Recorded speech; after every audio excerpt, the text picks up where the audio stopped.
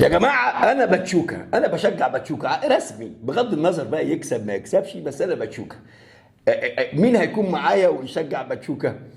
ومع احترامي الشديد، بس في كلا الحالات ده حجمك ومقامك، سواء كسبت ولا ما كسبتش. والله اوعى لا اوعى يا مجنون، مهما كان الكرة لها فوارق ولها تصنيف، بدليل انت تصنيفك، شفت تصنيفك فين وسط الجماهير دي كلها، الفرق دي كلها. حلو الكلام ده مقامك وغير كده حتى. يعني ايه اللي جابك يا كذا بين الملوك؟ حلو. فانا ما هشجع، انا هشجع باتشوكا.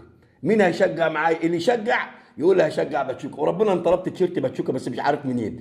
اللي يعرف يقول لي والله بشتريه، بشتريه. لان انا اهم حاجه عندي ان ابقى ضدك انت، اهم حاجه. طول عمري انا ضد الظلم، طول عمري انا ضد الظلم، طول عمري ضد النفاق، طول عمري ضد اللي يفضل يقول لك ايه انا نادي مبادئ وقيم. وقيم مين يا عم؟